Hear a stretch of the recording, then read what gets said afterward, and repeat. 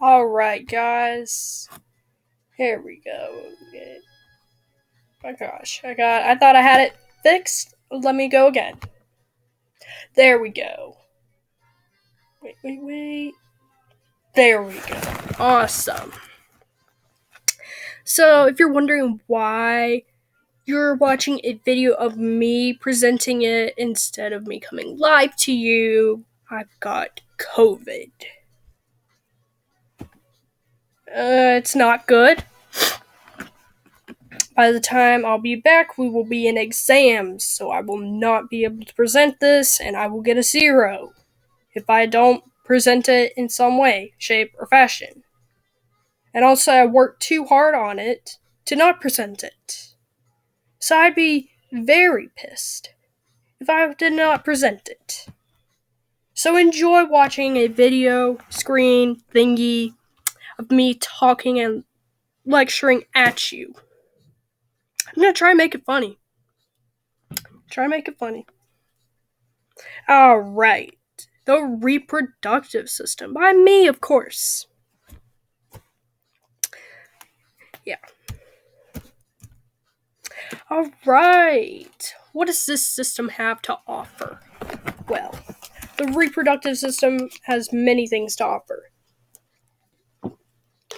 One cool thing about it is the male and female reproductives are not the same. So you ultimately, if you're visiting the reproductive system and not just one reproductive system, you're technically visiting both, which means more fun for less money. The male and female reproductive systems, if they come together, they can make another person. And the other systems, they just can't make another person when coming together. That's why you should come visit. Yay! Alright, let's talk about the female reproductive system.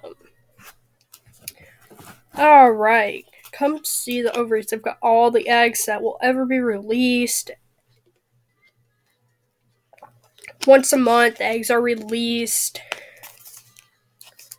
in hopes that they will be fertilized. Oftentimes, they are not fertilized, so the egg goes down the highway, the fallopian tubes, and reaches the uterus. The uterus has already built up some uterine lining, just in case the egg gets fertilized and there's a fetus to have to protect it, but since it's not there, it just sheds itself, which means a period. That's how periods happen. And that happens for about 7 days. Every 28 or so days. It's different for each woman.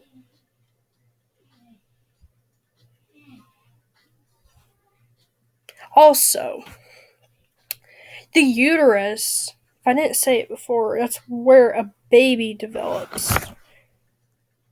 It develops there. And there are also outside parts of the female thing. And also, I don't think I mentioned boobs, but I just didn't think they were significant enough for me to have to mention because other than providing breast milk, the mammary glands. Crap, I'm lisping my words so badly. They don't really do anything because not all women, not all females who give birth produce breast milk, and their babies end up drinking formula. So, and also, I don't believe in sexualizing boobs, so that's why I just didn't mention them because they're not very significant enough for me to, talk about. They're just bigger than the males typically, and they just have a mammary gland. Whatever. The milk gland. Whatever it is. Ugh. Okay, there we go. I didn't think it was significant. So I just mentioned the, main parts. Alright, back to that. We got the outside parts, the vulva, has the labia, clitoris, vaginal opening, and the urethra. The clitoris contains glands, for when a woman, okay. The labia is kind of like the projective part to the vaginal opening and kind of protects it from stuff, protects it, that kind of thing. And the urethra is the part where urine comes out when a woman pees. Okay. Next slide. The man. Okay. So we got, I'm going to use a scientific word, penis. There are many other words I could use besides penis, but they're not very science appropriate, sadly. And I would definitely use them. I definitely use those other words to describe people, but this is science class, so I can't describe the people that I just do not like right now. Alright. Yeah, this part is absolutely true, which is why it was written in the Bible. That's why a lot of Jewish boys are, circumcised. And a lot of Western cultures, such as America and several European countries, that's why they do it. I don't think they really do it in a lot of other places outside of westernized countries and Israel.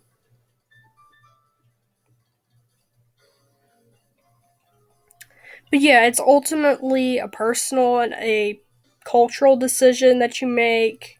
Some cultures do it, some cultures don't, and it's honestly up to the parents.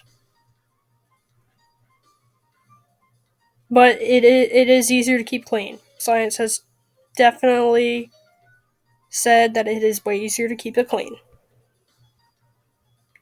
The head of the penis is called the glans. I don't know. It is where the sperm and pee comes out. You've also got the shaft. It extends from the tip to the lower belly, and the urethra is there too. The foreskin is the part that is either cut off or is on. So if they have it, they have it. They don't, they don't. It doesn't really function. It doesn't do much. It's like the appendix. It doesn't do much of anything, has no specific use, purpose. And then you got the scrotum. It is a sac of skin that hangs below the penis and it holds the testicles. I think you can read this. And then you got the balls. I'm calling them balls instead of testicles because they are ball-like glands inside of the scrotum, and I guess it would be easier to remember. They make sperm and hormones such as testosterone. And then this is the I can't say that, and I'm not even gonna try because y'all gonna laugh at me. That's the part where the sperm matures. It connects each testicle to the. I'm not gonna say that either because I'm gonna say it wrong. And it holds the sperm before a man.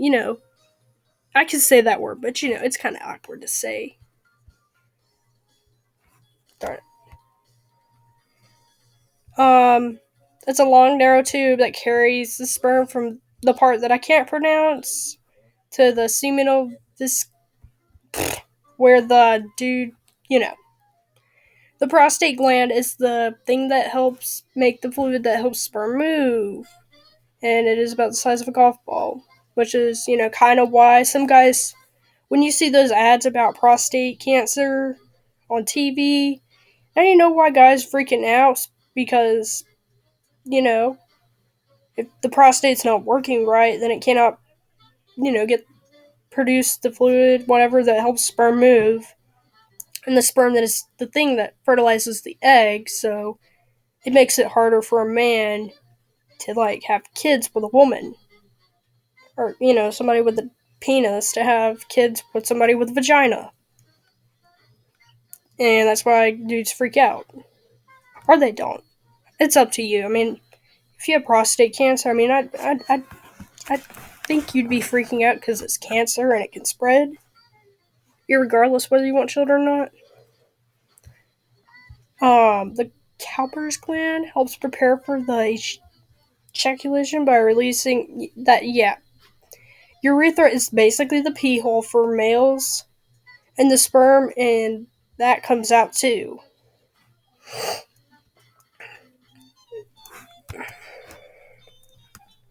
Okay, we got a pregnancy slide. After a person with a penis and a person with a vagina has sex, there is a chance that the person with the vagina could become pregnant. If a person with a vagina becomes pregnant, that means that an egg has been fertilized. The fertilized egg is called a blastocyte. Then the blastocyte then attaches itself to the endometrium. If the attachment, it's called implantation. If the implantation is successful, it stays, then you're pregnant. About 3 weeks later, the blastocyte becomes an embryo. After 8 weeks, the embryo is referred to as a fetus until birth. Fun fact, this is the only system that create and also carry a developing baby. A woman's right. If a woman gets pregnant, then it is none of your business what she decides to do with it. It is her choice. If she wants to get an abortion, then support her. If she doesn't want to get an abortion, then support her. If you don't have a uterus, then shut up. You don't have a say. Because, yeah, an abortion is where a person who gets pregnant terminates it. I just thought this would be a good moment to make fun of, Alabama. Sweet home Alabama, where you marry your first cousin, whatever, second cousin, third cousin, whatever. It's Alabama was ranked 47th in education. So that's an aha moment, even though they got the most restrictive law. Sex education, contraceptives, clinics, and allowing a woman to get an abortion should make the overall abortion numbers go down. Well, it won't get rid of abortion, but will birth control help make abortion less likely? Yeah. Yeah, it should. When you outlaw abortion, you're only outlawing safe abortion from a licensed healthcare worker in a healthcare setting. Abortion will still happen, but it will be a legal abortion. And it could kill a woman. It's like with the war on drugs. When you outlaw pot, you're just outlawing pot that somebody can purchase that is being taxed and regulated by the government. It's been FDA approved, whatever. You're only outlawing that. You're not outlawing the stuff that's on the streets. Just gonna tell you that. And also, with the Prohibition movement, we tried outlawing alcohol, but how long did that last? It was the 18th Amendment, I think.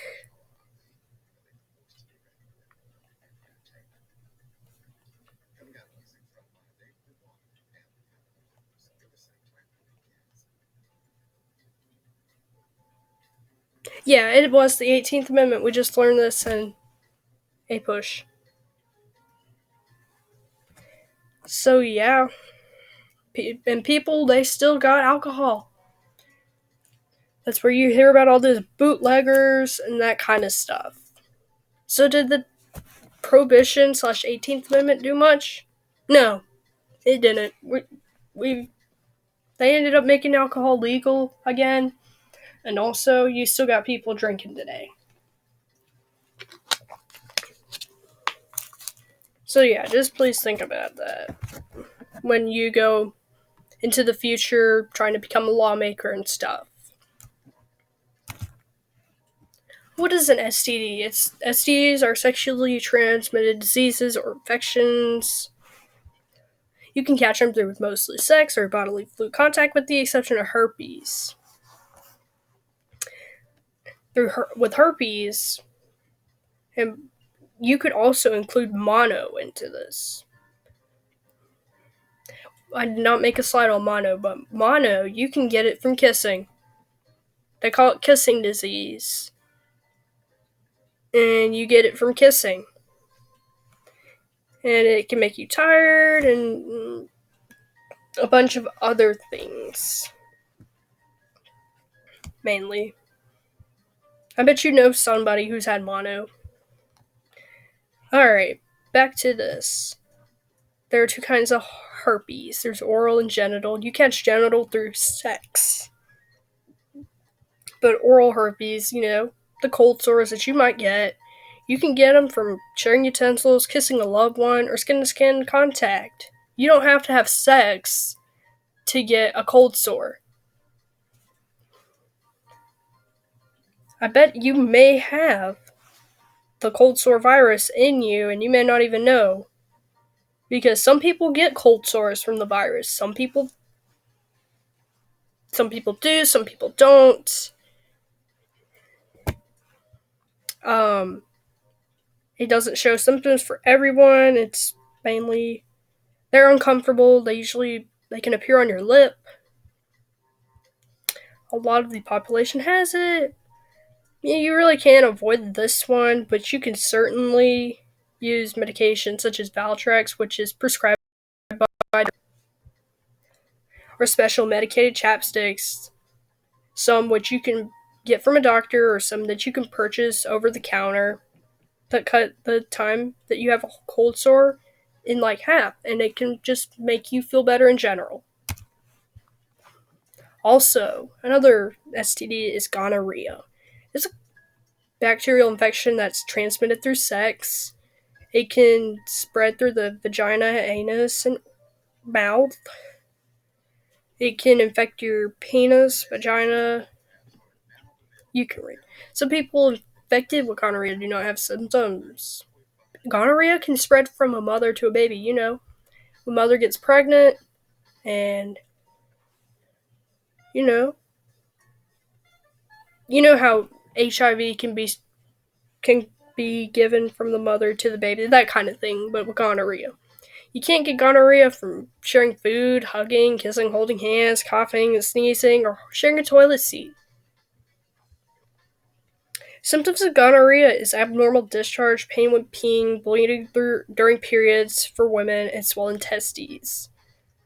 Gonorrhea can be treated with antibiotics, but there are a lot of antibiotic-resistant strains of gonorrhea, and antibiotic resistance is a lot more common than it was, which is making it very scary. According to CDC, there's only one drug left that they use to treat gonorrhea now. And it won't be before long that one drug left is going to stop working. And it is pretty much kind of a last resort drug that they have for this. And also, when you have an antibiotic-resistant strain, it is harder to get rid of. And your chances of having complications from it increases. Which is bad, and it can kill you. Gonorrhea can be prevented by using condoms while having sex and also getting tested for STDs regularly. Honestly, if you see gonorrhea, I think you should run far away and not look back at it. I wouldn't. I would just run far away. Overall, the reproductive system is clearly the best slide to visit. This system can create life, pleasure, or both. So, it's definitely that.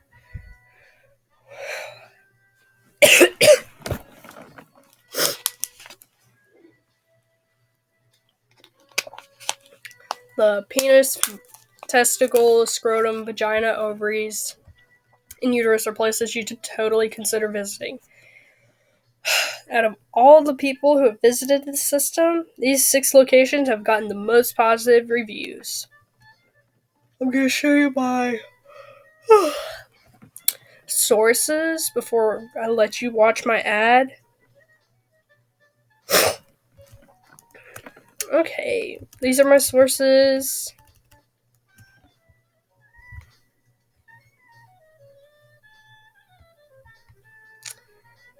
Okay.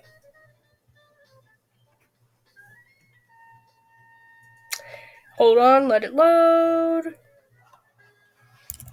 There's my ad. I'm Dr. Jacobs, and I am a gynecologist slash OBGYN from Winston-Salem. I'm here to tell you why the reproductive system is the best system that you can visit. Okay, so one thing about it is you can choose between the female or the male.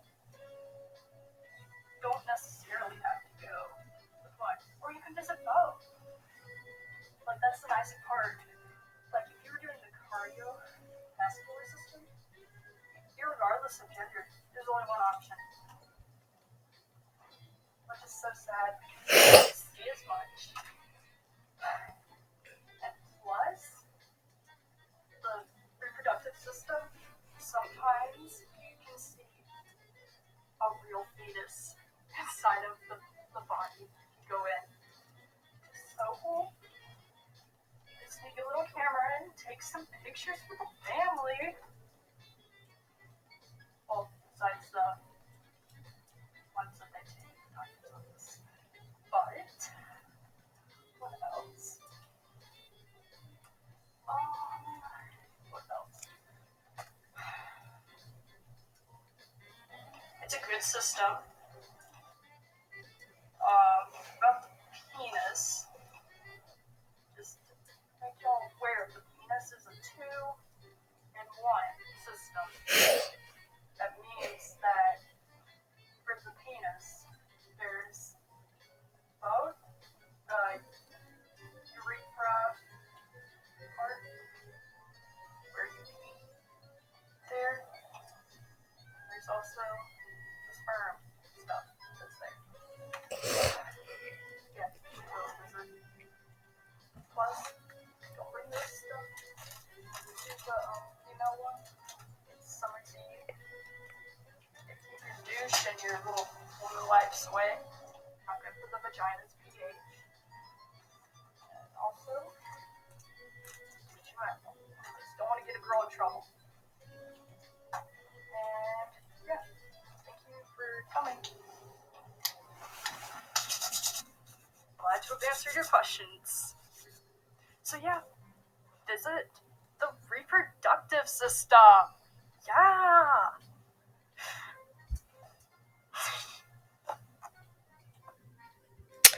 Okay, so I probably should have full screened it, but I didn't. And that's it.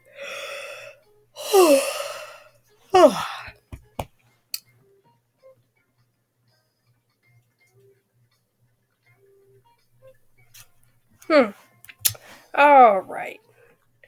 Well, I hope you learned something educational. And plus, stay safe. Wash your hands. Wear your mask. Social distance. Get your booster. Get your shots. Don't catch COVID. COVID sucks. Just try not to catch COVID. And pray. Praying works. To an extent. Because, I prayed, but I still got COVID. Alright. We're good. If you have any questions, comments, or any kind of concerns, ask the teacher because I'm obviously not going to be here. Thank you.